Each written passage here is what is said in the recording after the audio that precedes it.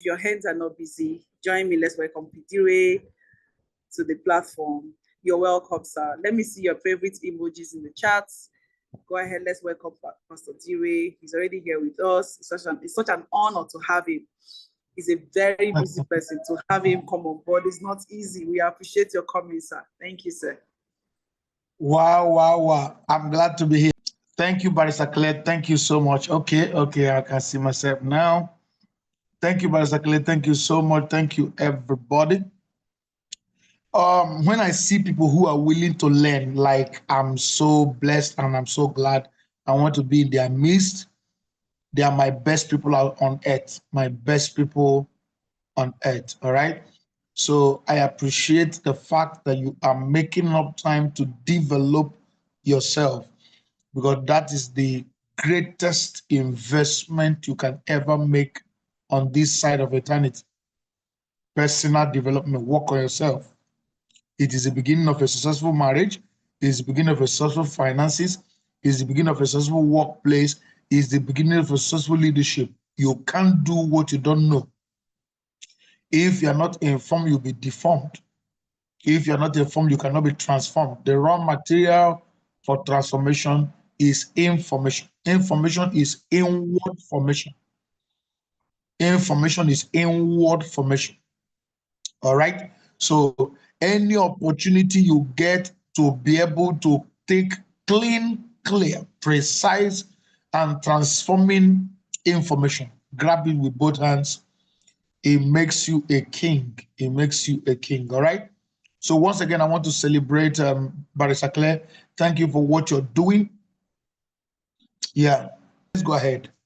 So everyone that's on this call, please don't joke with the things we're going to learn today. It plays a major role. From the one we call intra-communication to the one we call inter-communication. The two play a big role. Intra is the communications that go on inside of you, and inter is the communication that go on between you and somebody else. All right, so let's run. This is solo and savvy course. Like I said, so we're dealing on communication. We're dealing on communication. Please let the slide flow. Communication is a lifeline of every form of relationship. Workplace relationship, leadership, people you're following. You see, the material that fires up the people you are leading is the words that come out of your mouth. How you speak to them can either demoralize them or infuse them with such energy that they will achieve the goals. So communication is a life wire of every form of relationship. I said whether marital relationship, relationship in the workplace, interpersonal relationship, you are a leader and people are following you. So being effective in it will enhance your interpersonal relationships. Listen, if you know the impact that communication plays, especially in marriage, you will take this class like very seriously. For example, when you are tired, how do you communicate to your loved ones? When you are stressed out, when you are traumatized, when you are, these things are the things that scatter relationships. By God's grace, I'm going to be touching some of those things. They may not be in the slide, but I'm going to be touching some very vital things. See, you're going to get value. I'm telling you, you're going to get value for your time and for your resources and all that. So one of the major role of communication is for connection at their levels of interaction. So I need to know that you can hear me, you can feel me. Now, I discovered recently that people don't really care. They don't really care what you're saying. They care how they feel about what you're saying. I need to repeat that. People mainly care, actually, is the feeling. For example, if you are a salesperson, the truth is that people don't care about the facts of what you're selling. They care about how they feel about what you're saying. Have you been listening to somebody before who is trying to sell something to you, and while the person is talking, you don't feel like this is original? What do? You run. The same thing too. Bill Bullard says something. He said the highest form of knowledge is empathy. Somebody write down in the comment section. The highest form of knowledge is empathy. What's empathy? Empathy is a kind of feeling. I understand. You make somebody feel somehow, feel that you understand. So if with all your learnings you don't understand how to make the other person feel understood and feel connection, then something is wrong with your knowledge. Okay, let's fly. Thank you. Communication must be learned. Please write that in the comment section. You are going to learn to talk because learning to communicate will make you rich. I'm going to say that again. Learning to say the right things at the right time will make you wealthy. Why will I say that? Because it's going to definitely improve your relationships, and every problem on earth can be solved by relationship. Partnership solves all problems. Come on now. Yes, it will make you wealthy because partnership solves all problems. That's the truth. So you're going to learn it, you're going to practice it, especially when things seems not to go right. You don't wait for things to spoil. Listen, you begin to practice it when things are well. So that when things seem not to be right, you have already practiced. For example, in parenting, remember that your child will be a mirror of you. So very soon, if you are like a parent or somebody who is married, and you find out that your children throw tantrums, your children yell, your children, don't beat them. Your children are your report cards. That's just you. I don't know how God made it. All right. You see, as I begin to study to improve myself, I begin to see the mistakes in communication and all that. I see them in my children, and I'm making efforts to correct them. Because every child was given to you as an open slate. You are a script writer. You wrote scripts on them. The same thing too with your relationships. You are a script writer. You have just written scripts on them. All right. Everyone is involved in the business of talking. Everyone, your main business is talking. Now, I want you to know that language is spiritual. Woo! So many things are coming to my mind. I just pray I'll be able to stick to this slides today. Language is the only differentiation between man and animal. And language is the thing, one of the major things we share with the Almighty. Yes, language is spiritual. Language is what differentiates man from animals. Animals can make sounds, but they don't make meanings. Animals make sounds, but they don't make meanings. You need to take note of that. So everyone is involved in the business of talking, but it's possible to just talk without communicating. You know people who just make sounds. And if you make sounds without really communicating, you are operating at the level of animals. So just talking and communicating, they mean two different things. So even children talk, but sometimes what they are saying cannot be effectively understood. That's why we call it babbling. Mama, papa. Because they are not understood, they're not communicating. What they are saying is not being understood. There's no connection. So many erroneously believe that communication is only necessary in romantic relationships. Communication is a requirement for any thriving relationship, and I want to add, any thriving business. You see, there is no business without sales. And what is selling? What is marketing? Marketing is simply tell somebody I have this product and convince me on what this product will do to me or do for me. How will this product enhance my life? How will this product? And number two, convince me that you are the best person to offer me this service. Do you know why they read people's profile before course starts? Because you don't just want anybody to copy something from somewhere and just come and waste your time. You want to be sure of who is offering this thing. I don't even understand it. So all these things are achieved by words or with words.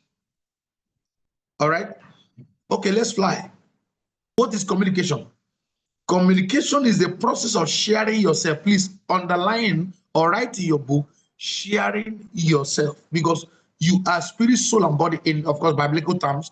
But in family systems, we say you are more than what you see, more than what you can relate. You are your past experiences, your trauma, your upbringing. Actually, you are three things. You are your upbringing, you are your environment, you are your significant emotional experience. Can I say that again? In family circles, we say a spiritual balance, we say you are a spirit, soul, and body.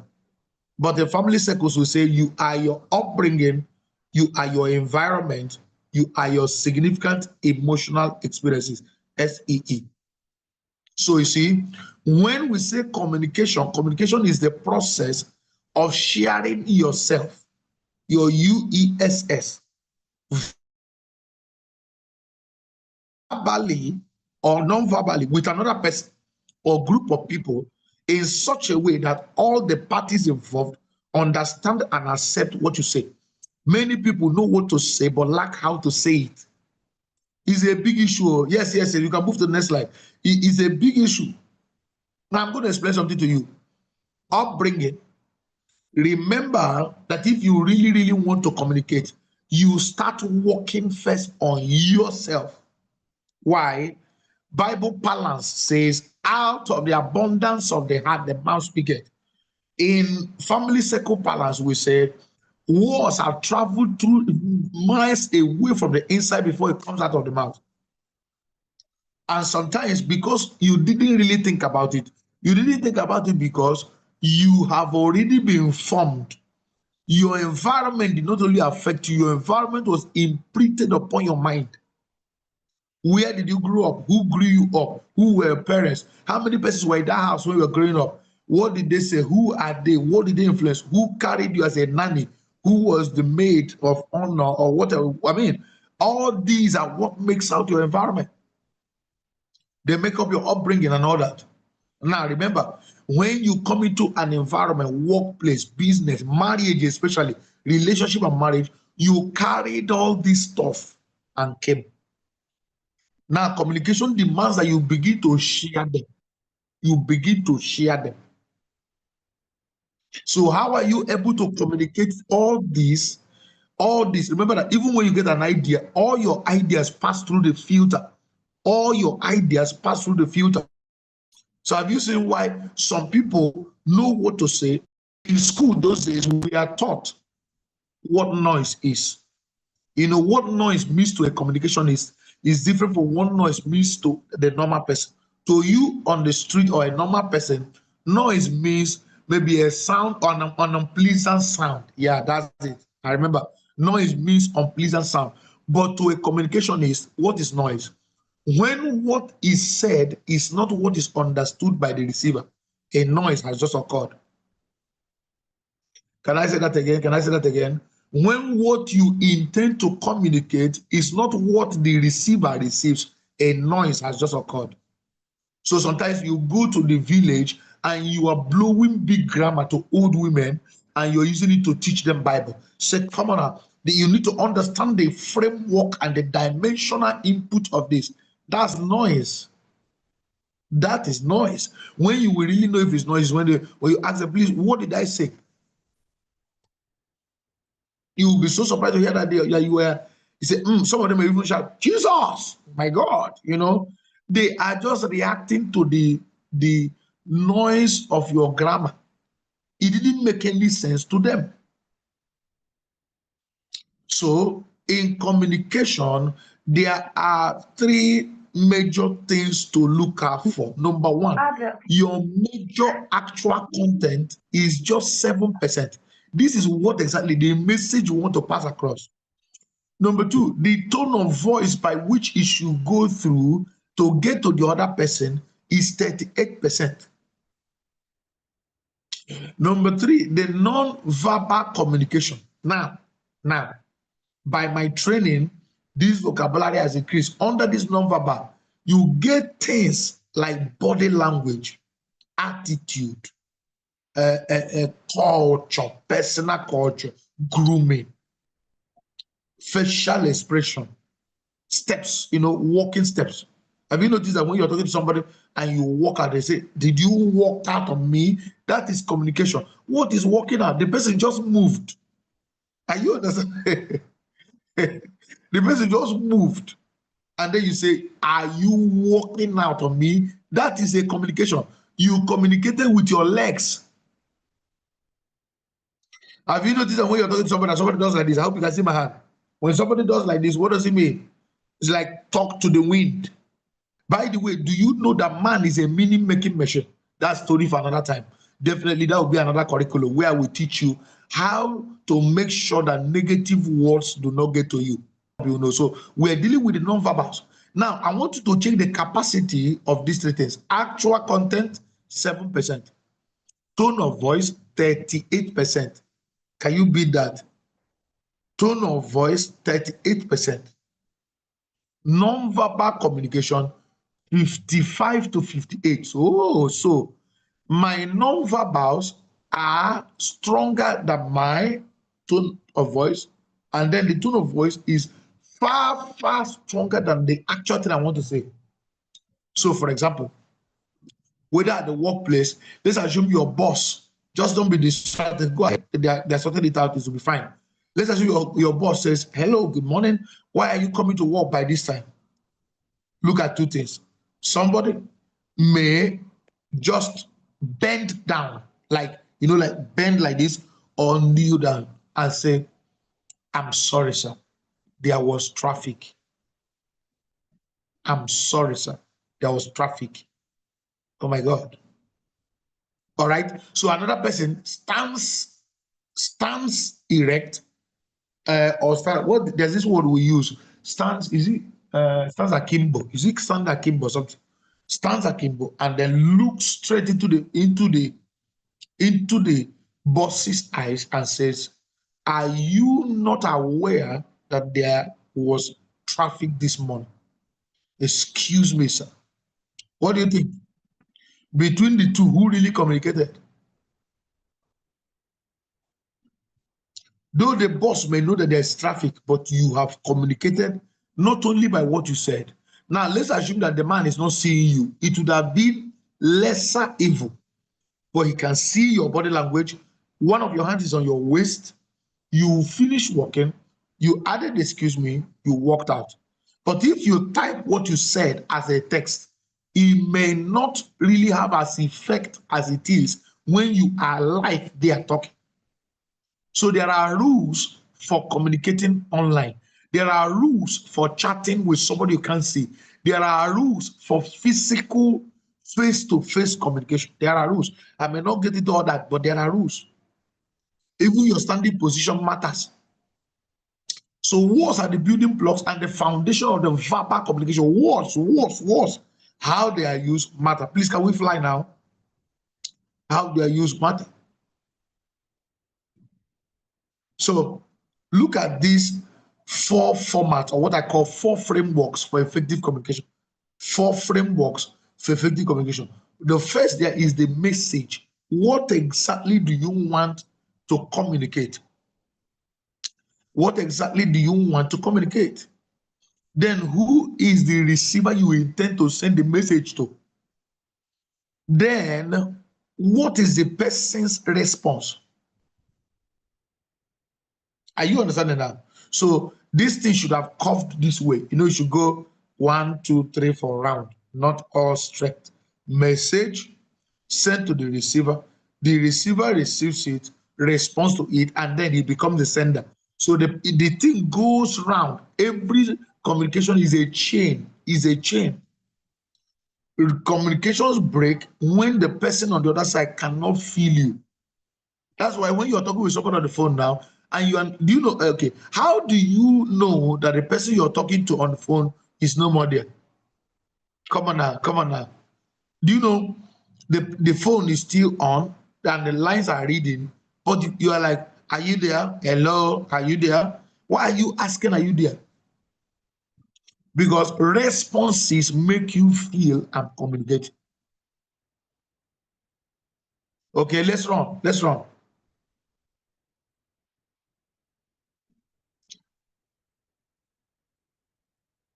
So till this format is met, one cannot say he has effectively what? Communicated. That's why when I get to the level where I'm going to teach you active listening now, you will see it.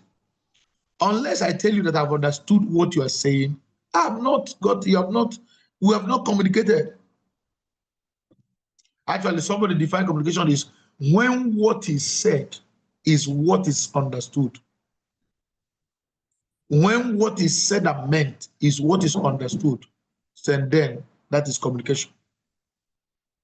When what is said and meant is what is understood, that's when you say that communication has taken place, right? So when what is said is what is meant, then you can be sure that communication has taken place, all right? So until this format is met, one cannot say he has effectively communicated. All right, let's fly. I want to get to where I can be able to within the time allotted to me. Please, can we fly now?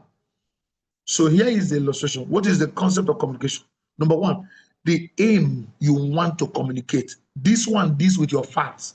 So before you start talking with somebody, there is something you have in mind. You know, there are people that come to sell something to you, and then they start with asking you, how are you? How is your family running around? There's something you have.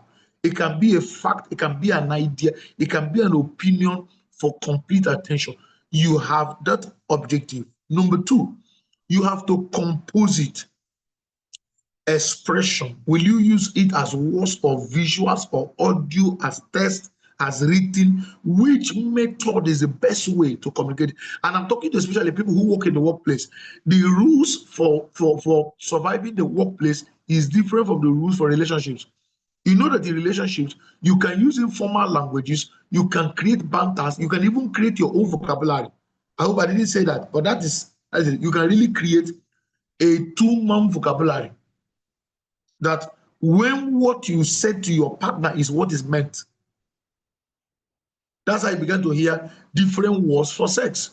Different couples began to create something that they can only communicate in the crowd, and the crowd will never know. They created their own vocabulary. How do they call the attention of their spouse when they need their attention and all that?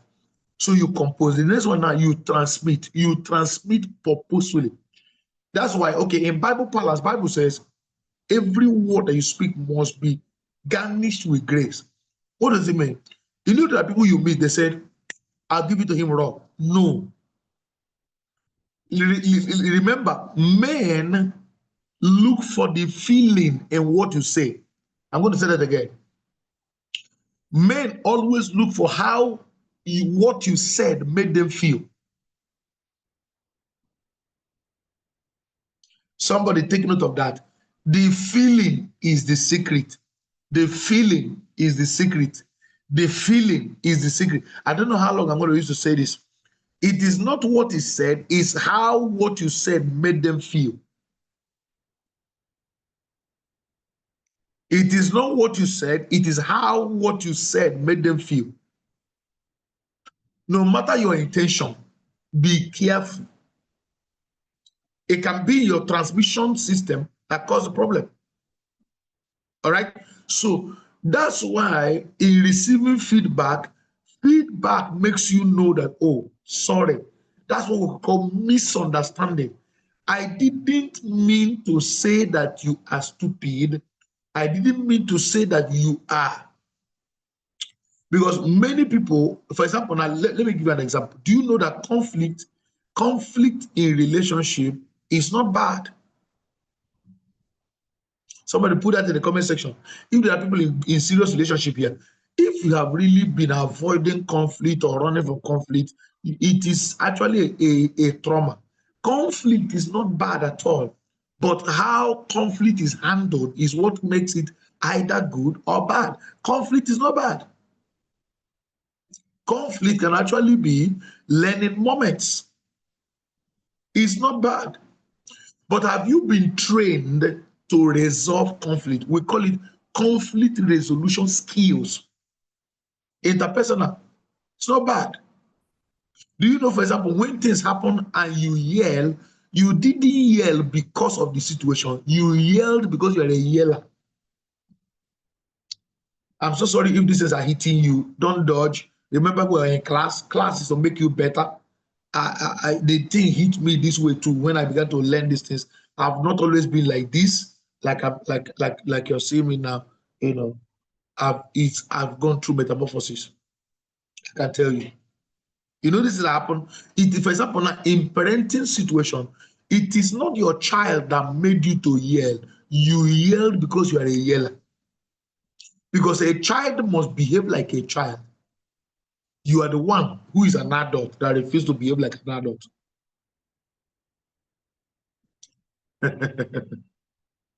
Am I shaking the table? So your feedback will make you know that you are either communicating or not. For example, now, are you having conflict with everyone at your workplace? That conflict is a feedback. Conflict is just a feedback. Somebody put that in the comment section. Conflicts are feedbacks. That is what they are. Conflicts are feedback. In the case of your children, you see them start yelling and all that. That is a feedback of what you have been releasing. With your spouse, that's a feedback. At workplace, that's a feedback. Conflicts should be viewed as a review. They are reviews and feedbacks. It means that either that what you communicated is wrong, or that the feelings you release as you communicate makes people feel real bad. All right. So analysis, this one now, you now start analyzing. Yeah, conflicts are feedbacks. Do you know that just what I told you now can improve your relationship by 50%? Because there are 4 major things that affect marriage. We know communication, sex, money, and in-laws. Do you know communication is at the head of all this? It is with communication you communicate to your in-law. It is with communication you solve sex problem. Are you aware? Yeah. You are the one that will know how to say to your spouse, I'm not satisfied. I would have preferred you did it this way, or did it this way, or did it this way. For example, finances, communication. Communication is okay. I would have preferred that we saved our money, did it this way, did it this way, did this way. Proper communication. Maybe the day you told your husband, I don't like the way you hide money, it is that your I don't like that brought conflict. Are you understanding that? So have you seen how communication affected these 3 areas? It is with communication you speak to your in-law. The way you address the women, the way you address your husband brothers, that's what made them feel that you are saucy from day one. Come on now, come on now. Have I lost my friends? Are we still here? Yeah. It is that first impression. And what did you do? You spoke. You simply spoke. You simply spoke. So analysis is when you sit down, appraise your feedback so that you will know, all right, if I'm getting results, for example, now, if you can start from wherever, as this course is finished, now you can start. How do your brothers view your words? That they are antagonizing you is feedback. Conflicts as feedbacks. So, but we have opportunities to be able to analyze, okay, why is this thing generating this result so that I can improve on it? All right, let's fly, let's fly, let's fly. Time is running so fast. Let's fly. So there are types of communication. Oh, okay. Let me move ahead. I'm going to be inserting some other things as we go. There are types of communication: verbal communication, non-verbal communication, written communication. Of course, you know this is expressing communication with spoken words. That's verbal. Now remember, plenty and in many areas, communications will take place verbal. What I'm doing now is verbal. Boardroom is verbal. You and your wife, verbal. You and your fiancé, verbal. Church, verbal. Leadership, verbal. Plenty things. So you can't play with verbal. You can't play with verbal. You know, sometimes when you speak wrong English as you're typing, the AI will help you correct it and rephrase it, but not when you are doing verbal. So you have to be extra careful when you're doing verbal than when you're doing informal or doing written. Types of verbal communication includes passive, one who is a pushover. Now, at this level, let's talk about workplace. Who is a pushover? There are people that want to superimpose their ideas on people. Listen. Let me speak from Bible balance now. Man was never given dominion over fellow man. That's why I said Always look for how what you say make people feel. Never if you forget everything I just said today, underline this one in your heart.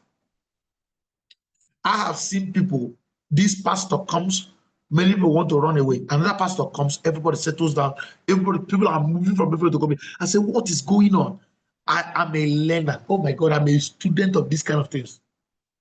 Because I definitely know I'm a rising star. I'm going to be in that position tomorrow. What is it that is making these people want to run away? Listen, you are not giving dominion over one another. So you can't be a pushover. Yes. So who is a pushover? You superimpose your ideas. You don't care because you see, there is a book, one book I will recommend for you to read. Do you know? And I will also, I will authenticate it because one day I went to my pastor, I asked him, why are you getting results the way you get results? You rarely lose relationships. I can boldly tell you, my pastor has contact of 10 years ago, 15 years ago, 17 years ago, 20 years ago, and they are still profiting him till tomorrow. I went to him, I said, sir, please, with all due respect, what do you do? How is it? He said, I am advising you to go and pick the book, How to Win Friends and Influence People. Is a read it page to page, cover to cover. Read it again and again and again and again. Assertive is one who is professionally assertive when dealing with difficult people. They are considerate and they have negotiation skills. Now, on your side, what if you have a boss who is assertive? Listen, let me now teach you something that will help you. For example, now, if you have an assertive boss who is a pushover, you have a boss who is a pushover, what do? You are going to build a wall around you. And how do you build that wall? When you notice, I made a statement before that man is a meaning-making machine. You are going to pick majority of the words that your boss says and change their meaning. For example, when you hear the word stupid, what comes to your mind? The average person says stupid means something bad, something crazy, something whatever, right? But can I shock you? What if you came out in life?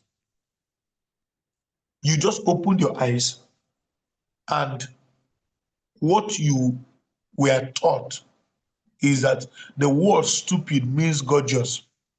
Will you still be angry when you are told the word stupid is used on you? I want you to put your answer in the comment section. When somebody uses the word stupid, and remember, you were taught from beginning that the meaning of stupid means gorgeous, beautiful, handsome, smashingly beautiful. Will you be angry? No. So, if you want to survive toxicity in workplace, you will build your own vocabulary intentionally. Okay, this one is outside of the course. Let me stick to the course. But this thing I just said now, will change your world because you can't stop people from speaking negative words. But you can stop the negative words from affecting you. I'll say this one more time and I'll move. You can't stop people from speaking negative words, but you can stop the negative words from affecting you. All right, we'll move. Aggressive ones, these one who tends to be so combative that people might avoid interacting with them. You know, there are people that we call them the I too know. Yes, I know it, they don't want, you can't be like that. Do you know one of the mistakes people make? The greatest mistake I see young leaders make in communication. You are talking with somebody you want to learn something from, especially whether the person is big or small, and you are talking. No, now, talking when they are talking means you know what they are saying. So, what are they saying? And some people just bring people on their podcast just to validate the amount of knowledge they have gathered. They don't want the person they are asking the question to answer. No, you can't communicate like that. All right, please, can we fly now? Our time is so running. Can we fly? As a leader, your appearance should project your professional qualifications. Are you sure we have not jumped? We have not jumped a slide. Okay, so we are on non-verbal communication now. So this is a general use about your body language. Right now, your words are not what we're talking about. Body language is what we're talking about. It measures not unspoken words, but what happens before we speak, and largely influenced by our personal grooming and appearance. All right. So let me talk. These are two sides. Your appearance is already talking before what you said. Do you know your appearance can make people think you are desperate, think you are cheap, think you are everywhere? So as a leader, your appearance should project your professional qualification. That is project, not protect. Should project your professional qualification to get the full focus on you. You need to be intentional about your looks, from your sense of style to how you smell. Hey, if I teach you what I know about smell, you will go and buy perfume today. You buy roll-on today. I don't want to be distracted. Like, if you see what smell can do, especially in the workplace and especially in attracting a spouse, like, I never knew this till I studied it. And then I also looked into the Bible and I saw it. From Esther to Joseph to Ruth, you will see perfume there. Perfume, perfume. I don't want to start quoting Bible, but let's leave it. Maybe at that class. You know, sometimes when we say people laugh, it is a serious issue. You can't be a CEO that smells. In the workplace, choices of color matter. Those things speak loud. And if you do not know, you can ask to be taught.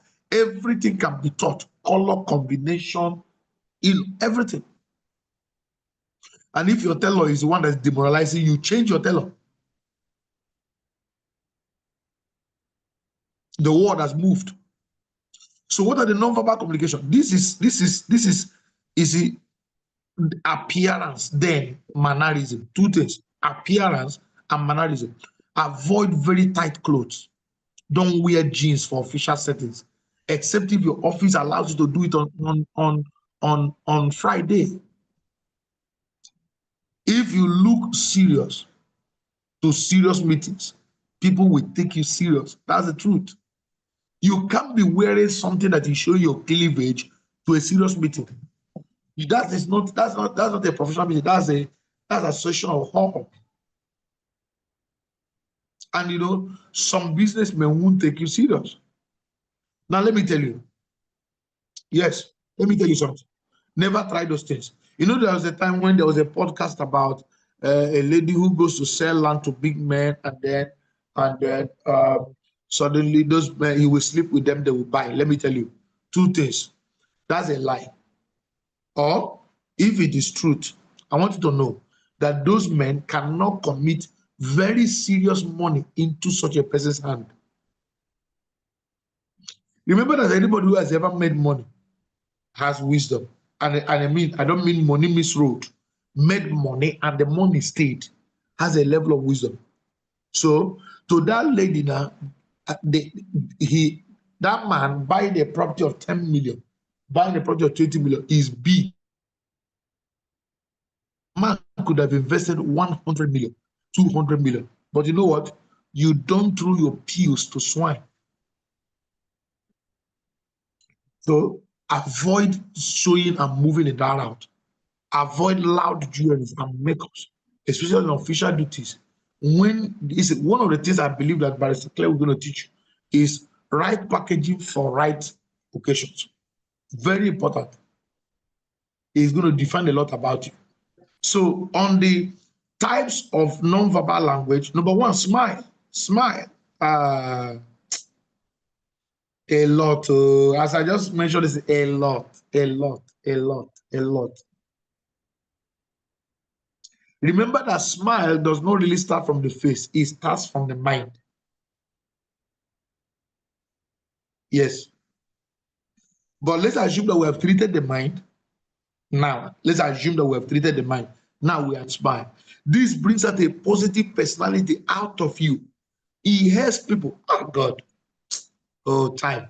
Do you know? Okay, let me just do 5. Do you know? Smile says 5 things at the same time. I am free.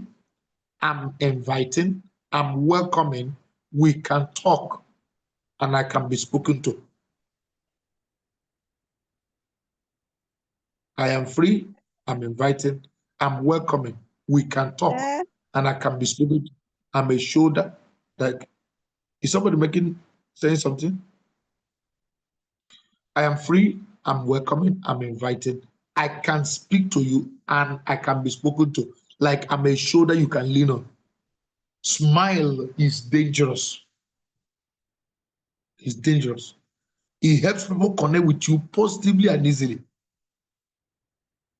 Number 2, facial expressions. This highlights your eye attitudes per time. Do you know that there are actors and there are advertisers? They are only paid for their face. They are called face advertisers. Face. Thank you, Precious, for capturing it. Thank you. Thank you. That's awesome for people who care to hear. There are advertisers. They are only, it's called, is it model that they call them or something? Face, they speak with their face. So your facial expression highlights your eye attitudes per time. It affects the people's connection with you. You know, there are people, their face, their eye always showing, they kind of don't come close to me, so red and so all those things. You can't leave it that way.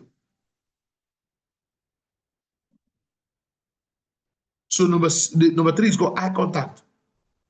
This shows your level of confidence. Now, let me tell you something. You can't be speaking to somebody in your workplace and you are looking down. No. You maintain healthy eye contact, but you don't stare. Oh God. Am I going out of the curriculum?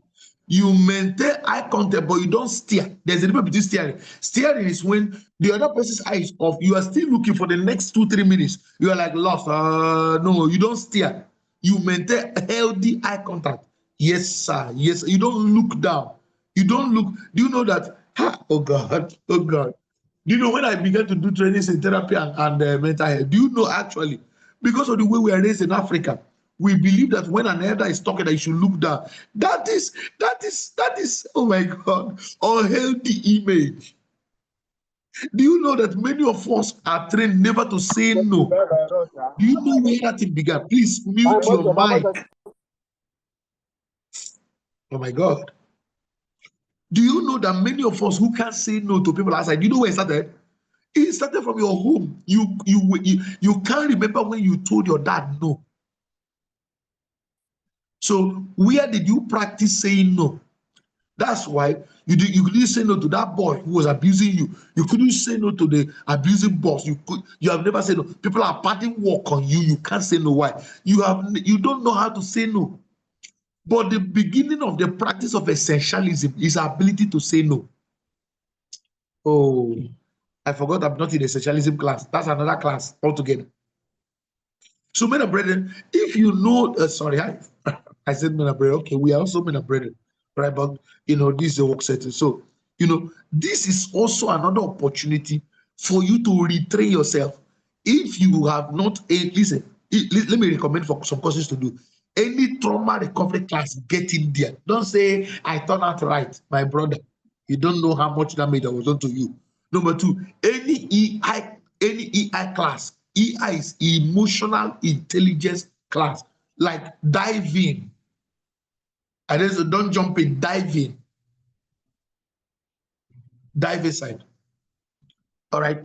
So very important. Eye contact. Some of us, it shows your level of confidence in yourself. It means you giving people a due connecting with your thoughts. A good eye contact helps audience developing. For example, you are a speaker. How can you be talking to people looking down? People know when you are agitated. People will know when you are afraid. People know when you are not bold. All right. Gestures. This has to do with your hands, your legs, your body language, while posture has to do with your standing posture. There are people, when they are speaking, their posture gives them away. For example, I don't know how to do this. Did you see the picture there? For example, as a lady, crossing your legs speaks about That's when you're in a formal setting, you cross-select, it exudes confidence.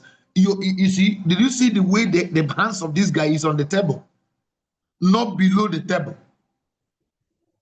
And then there's a healthy space between the two persons. One day I was teaching my ladies how to shake in the workplace. I can't do that, only me now. I believe that Barrister Claire will get that to you. You know, how to shake. You know, you shake straight and hold firm. You know, those things. In the workplace, gestures are supposed to your verbal communication to drive home your intentions. Your gestures must correspond with what you're saying to drive in your intentions. The next one is called welcoming approach. It's important to give aware, receptive welcome to your clients. All right, with a little smile. Good morning, welcome to this. You know, the people know that okay, they accepted, they are received. Yet, even when you're declining an offer, you are nice and you are firm. Sorry, sir, it's against the company policy. Thank you, sir. You know, you are firm. You are not shy. You can still laugh with them, but you are firm. Things to avoid. Number one, pointing at people, at anyone, especially this one. This one. Can you see this one? Warning finger. I am warning. Flinging with items while talking. Do you know that people see you when you do that? I don't know if you can see me, my God. You fling materials at them. You fling keys at them. They see it as saucy.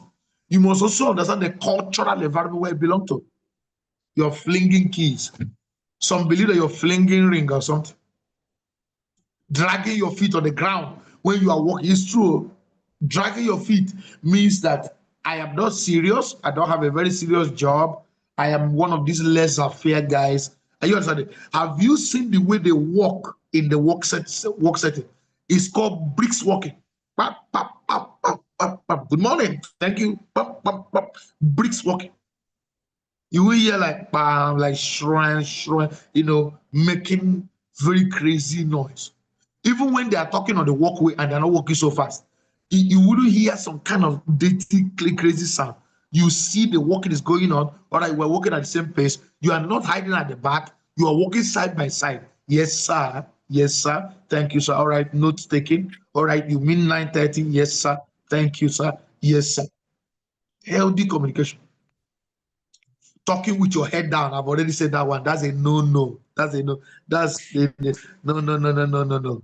Dropping shoulders shows weakness. You like, you do your shoulder like, huh? No.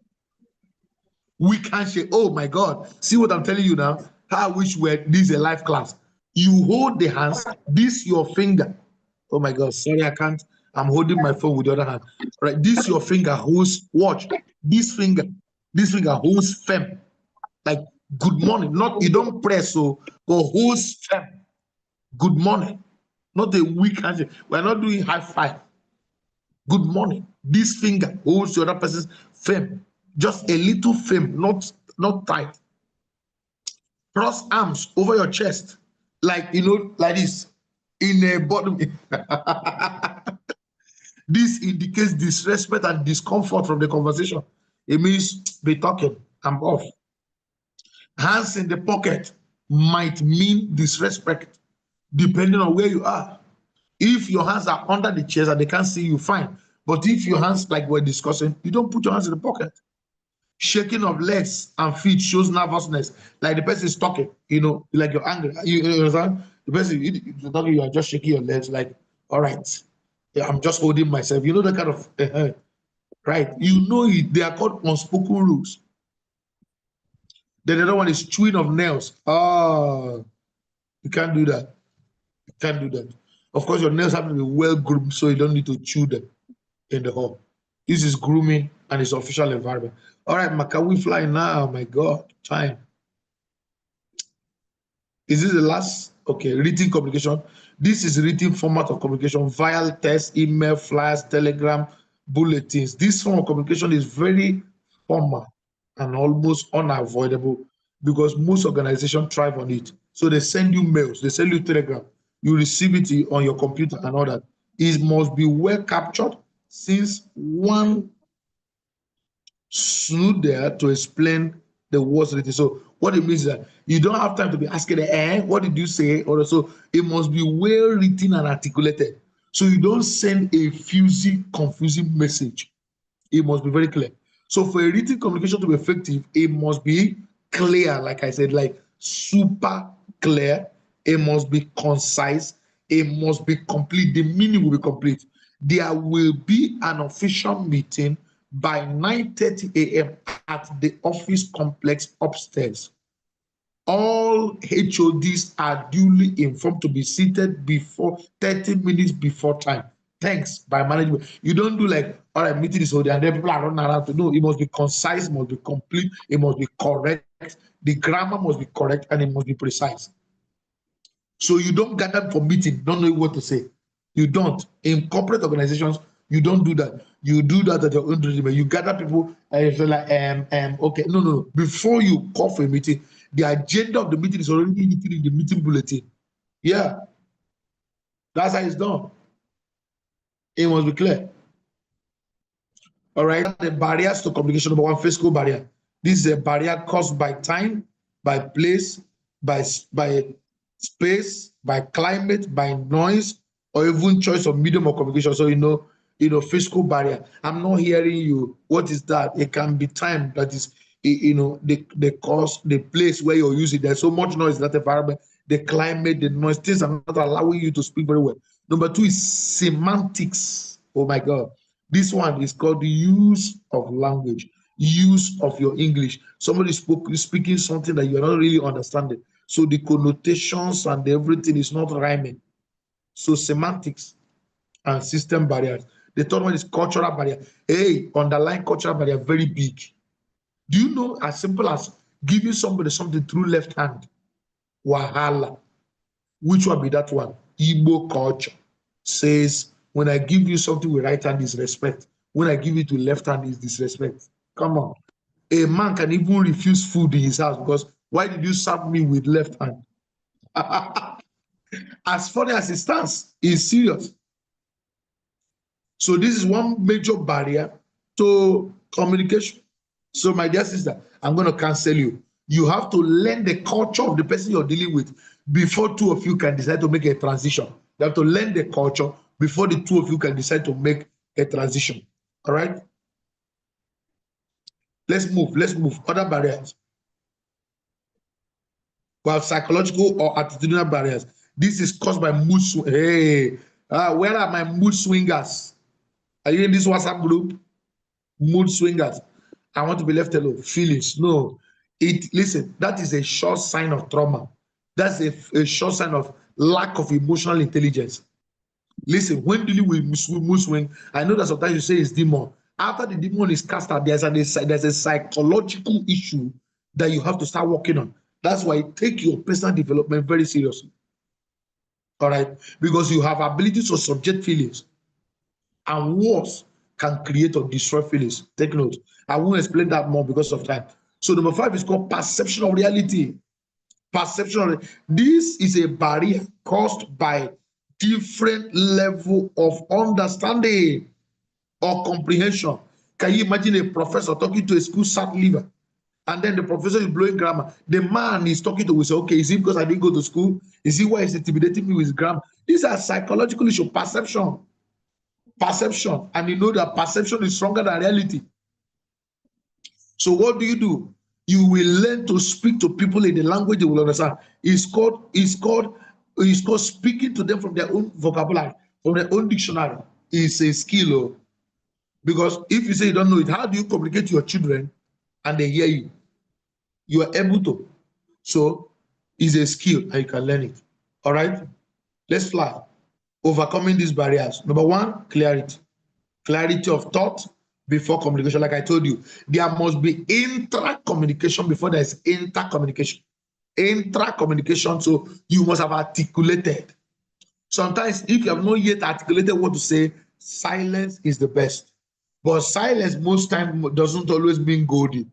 It can be neglect, it can be whatever. But as long as you're processing, you can decide to keep quiet. Number 2, understand the need of your audience and appropriately coordinate your thoughts. Who are you talking to? Who are you speaking to? Is very important.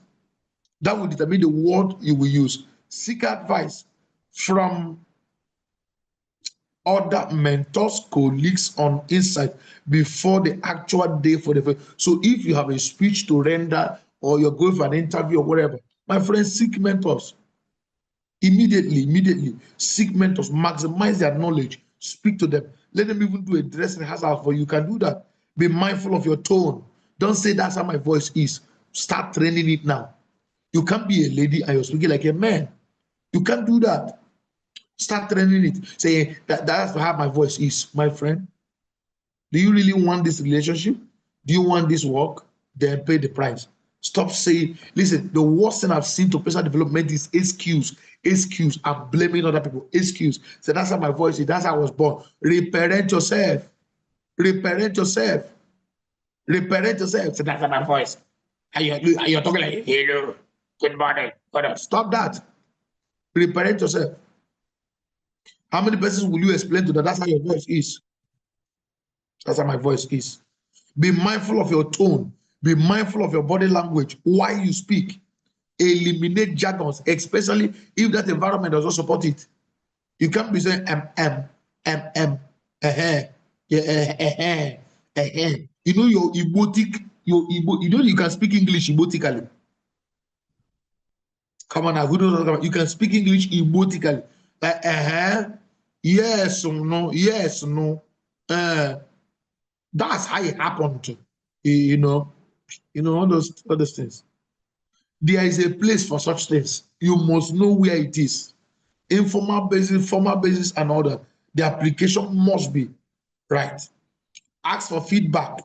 Oh, I started by recording all my messages. Do you know there was a time when my intonation and use of language, it was through recording my tapes and all that I discovered that, wow, oh boy, you need to go and start learning 5 words every week. Learning 5, because sometimes I'll be doing you know now. You don't always use something.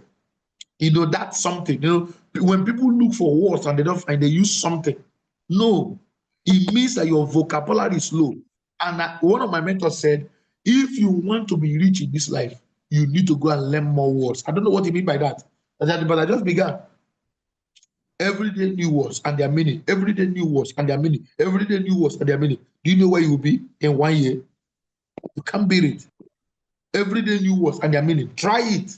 Just try this one today. You can even do 1 word every day. Every day 1 word. You have a note. You learn it. You write it intentionally. Your vocabulary, once it increases, your finances will increase. It's a magical. You wouldn't know which word your helper had and decided to help you. You wouldn't know which word the person you're selling to had and decided to help you. I'm giving you small. Well, these secrets will bless you. I believe that's why you're on this course. All right, let's run. Yes, it's true. Once your vocabulary increases, your finances will increase. Go back. I think I missed something before this slide. Go back a little. So be consistent with your focus of your message. Mention it always while communicating. Make use of your body language and avoid too much emotions, smiling and eye contact that are required. You see, of course, you see me talking to you. I smile when I need to smile. I use, you use the right words, right expression. You don't overdo it. Avoid loading them with too much information and keep it simple and leave no confusion in their mind. When you talk too much, people will forget where you started. All right, eliminate noise entirely. Keep your emotions in check and refuse to allow things happening around you to affect you. Depending on when you are speaking before people and people are laughing and all that, don't be carried away. Still of what you're saying, so they can communicate. All right, let's do the how to improve communication. Number 1, develop your listening skills. Develop your listening skills. Let me quickly tell you something here. I learned something here years ago, and it has always helped me. Number 1, there is passive listening, selective listening, and attentive or active listening. What is passive listening? You are just listening for listening's sake. Hello, yeah, okay, are you there? Yeah. What did I say next? You say, I don't know. Oh, sorry. You are just passively listening. What is selective listening? At this point, you're already infuriated. You're already angry. You are waiting for something the person will say so you can hold on to it. It's called selective listening. So you all the things the person said you didn't hear, but at a point the person made a statement, say, hey, that's it. You pinpoint shots at this point. All right. So, but attentive or active listening is when you listen with your mind. You listen, taking mental notes. You listen to hear the other person out, even if you're angry. You let the other person express themselves.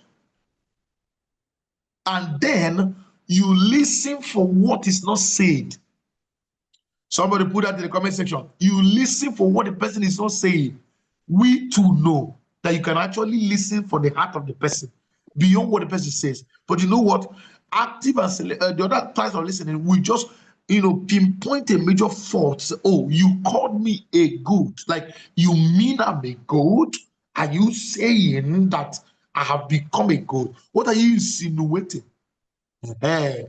You are listening selectively. But active listening is heart-to-heart connection.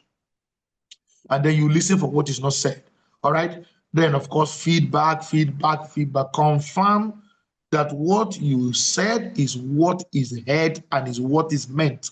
Confirm that what you said is what you meant and that is what they heard. All right. Thank you so much. I believe you picked a thing or two